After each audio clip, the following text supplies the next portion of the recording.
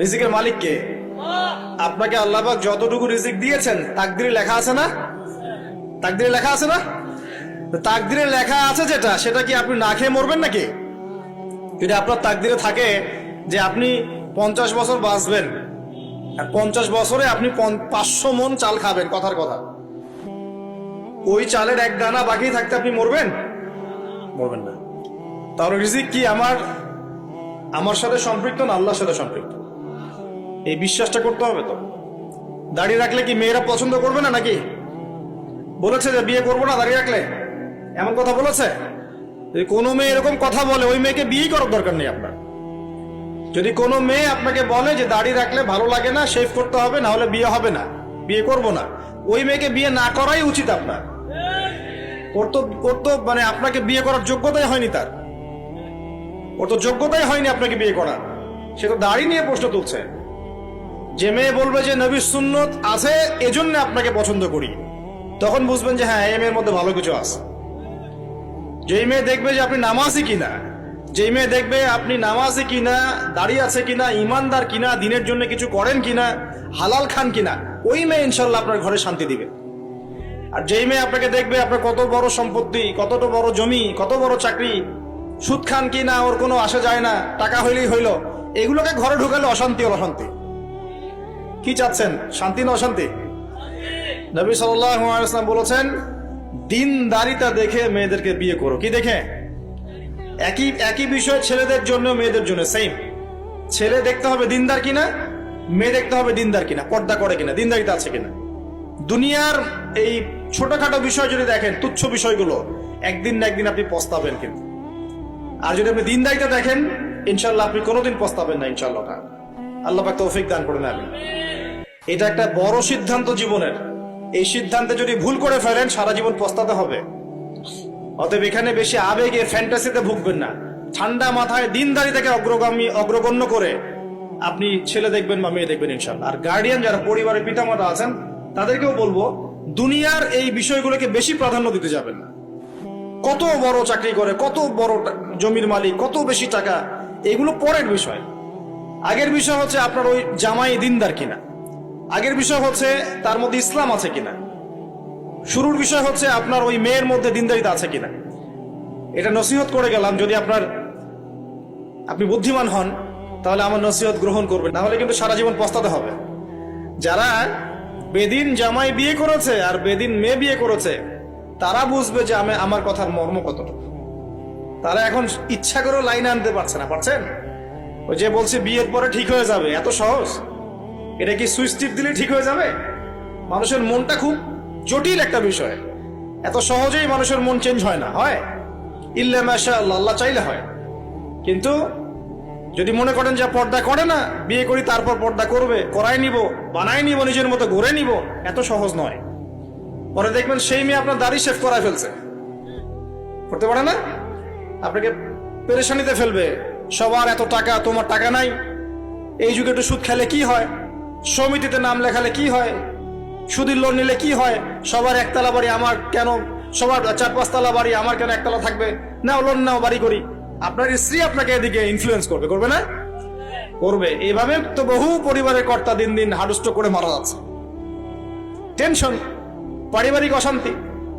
অতএব দিনদারিতাকে প্রাধান্য দেন ইনশাআল্লাহ।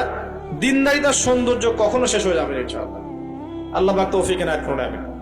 প্রিয় ভাইরা, আলোচনা একটা বড় অংশে এবার আসছি, এদিকে খেয়াল করেন, একটু মনোযোগ দিতে হবে। এখন থেকে আমরা একটু গুরুত্বপূর্ণ জায়গায় যাব। নবী সাল্লাল্লাহু আলাইহি ওয়াসাল্লামের সুন্নতের উপর আমল না করলে আমরা কি জান্নাত পাবো কিনা?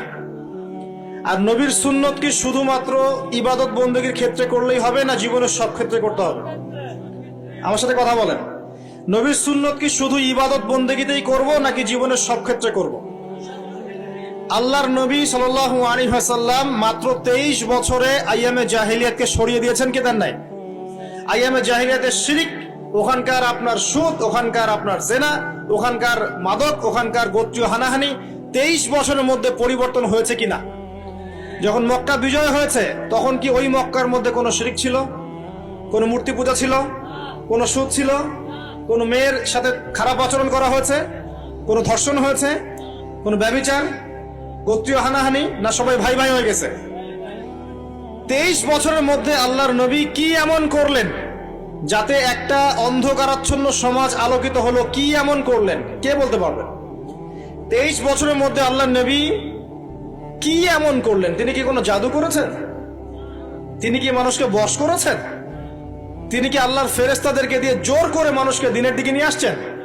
তিনি কি মানুষের গলায় ছুরি ধরে ইসলাম কবুল করিয়েছেন? এই কোনো কাজে আমাদের নবী মুহাম্মদ সাল্লাল্লাহু আলাইহি ওয়াসাল্লাম করেন নাই। করেছেন? বরং তিনি মানুষের কলব, মানুষের হৃদয়টাকে পরিবর্তন করে দিয়েছেন। বলেন সুবহানাল্লাহ। মানুষের হৃদয়ের মধ্যে আগে কুফর ছিল, আল্লাহর নবী সেখানে ঈমান ঢুকিয়ে দিয়েছেন।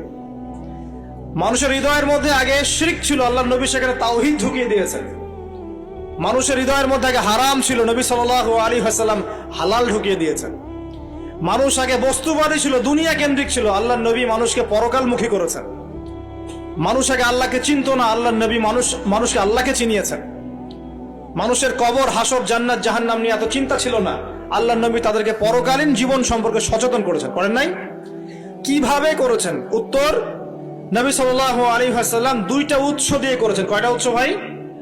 1 নাম্বার আল্লাহর কিতাব মানে আল কোরআন, 2 নাম্বার নবীর সুন্নত মানে কি? হাদিস। আমার সাথে কথা বলেন। 1 নাম্বার কি? আল্লাহর কিতাব মানে কি? আল কোরআন। 2 নাম্বার নবীর সুন্নত মানে হাদিস। এই কোরআন এবং হাদিসকে কেন্দ্র করে মাত্র 23 বছরে নবী সাল্লাল্লাহু আলাইহি ওয়াসাল্লাম পুরো জাহেলিয়াতের চিত্রই পাল্টে দিয়েছেন। পাল্টে দিয়েছেন কিনা? আচ্ছা, কিভাবে? উত্তর, নবীজি এবং সাহাবীরা সর্বপ্রথম তারা সবাই কোরআন তেলাওয়াত করা জানতেন। 1 নাম্বার, ঠিক আছে?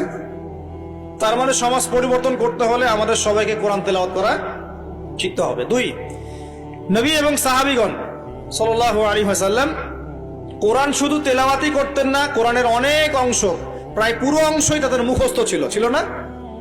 তাহলে আমাদের কোরআন মুখস্থ করা লাগবে কিনা? পুরো অংশ না পারি, অল্প একটু করা লাগবে কিনা? অথবা এতটুকু না পারি, 1 পারা পারবো কিনা? 1 পারাও না পারি, নামাজের জন্য উপযুক্ত সূরাগুলো মুখস্থ করতে পারবো কিনা? পারবো না? সারা জীবনে কম পড়াশোনা করেছি? প্রচুর পড়াশোনা করেছেন, তাহলে কোরআনের ক্ষেত্রে কেন পিছিয়ে থাকবো? থাকা যাবে? যাবে না।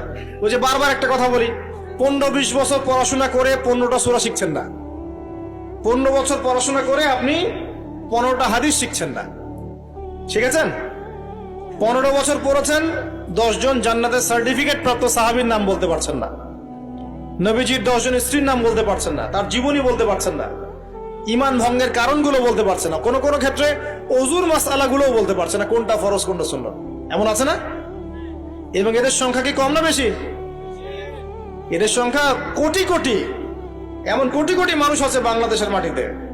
আমরা সবাই মাশাআল্লাহ দুনিয়াবি ক্ষেত্রে শিক্ষিত হয়েছে ঠিকই, কিন্তু দিনের বেসিক জিনিসগুলো শিখি নাই। আপনি দেখবেন, আমি দেখাবো। কে আছেন বলেন জান্নাতি 10 জন সাহাবীর নাম বলতে পারবেন? একজন ব্যক্তি দাঁড়ায় যান দেখি। যদি বলতে পারেন, আমার পক্ষ থেকে নগদ 1000 টাকা পুরস্কার। জান্নাতি 10 জন সাহাবী, এই দুনিয়াতেই তারা জান্নাতের সার্টিফিকেট পেয়েছেন। আল্লাহ নবী বলেছেন তুমি জান্নাতি, তুমি জান্নাতি, তুমি জান্নাতি। 10 জন বলতে পারবেন কেউ? কিন্তু বিশ্বাস করেন, আমি যদি এখন ধরি, কোনো পুরস্কার দিব না, 1 টাকাও ভাদিয়া নাই। আমাকে বলেন বাংলাদেশ ক্রিকেট টিমের 10টা প্লেয়ারের নাম বলেন, সবাই বলতে পারবে। পারবে না? 10 জন ইন্ডিয়ান নায়কের নাম বলতে বলেন, পারবে। 10 জন ইন্ডিয়ান নায়িকার নাম বলতে পারেন, পারবে। 10 জন আর্জেন্টিনার প্লেয়ারের নাম বলতে পারেন, পারবে।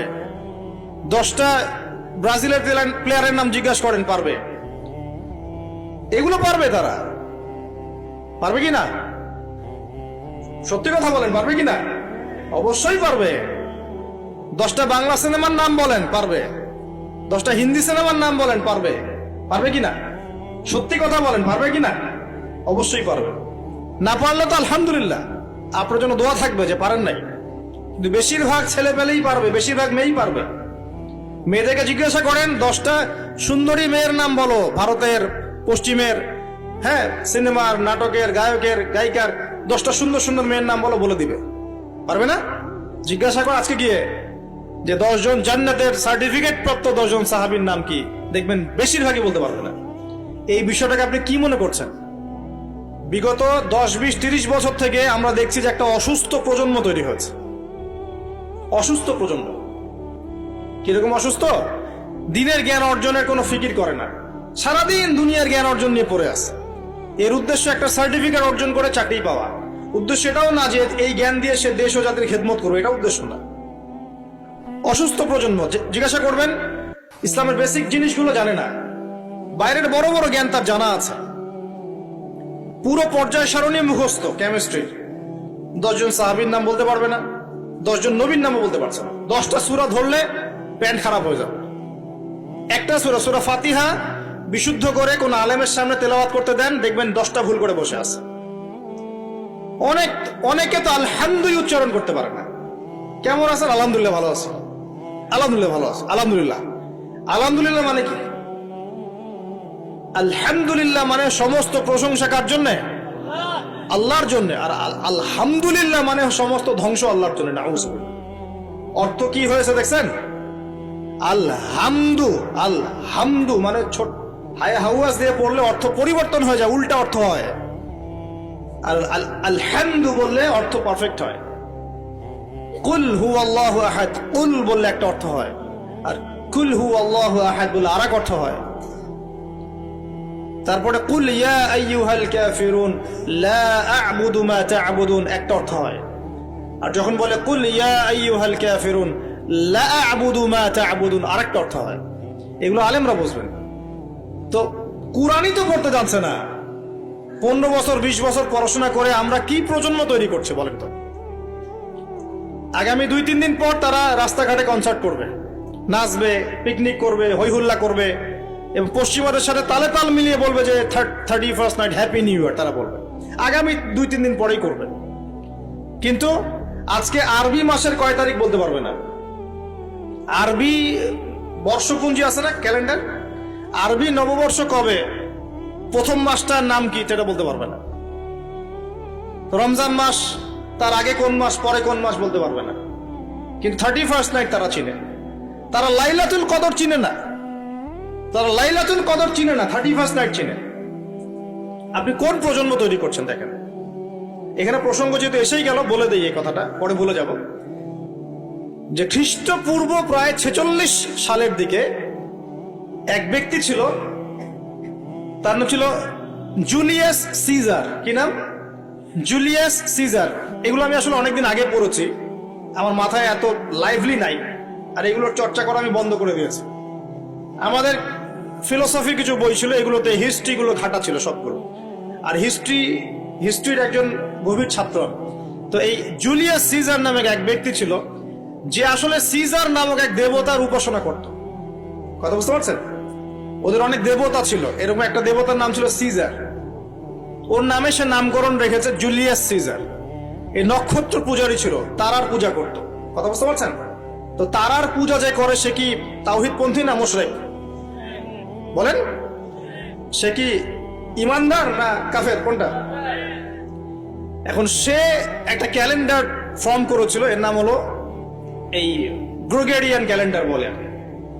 তো এখানে প্রথম বর্ষ যেটা, এই প্রথম বর্ষতে উৎসব পালন করা শুরু করেছে এই জুলিয়াস সিজার নামক এই ব্যক্তি প্রথম, এবং সে সমাজ এটা চালু করে দিয়েছে। এরপরে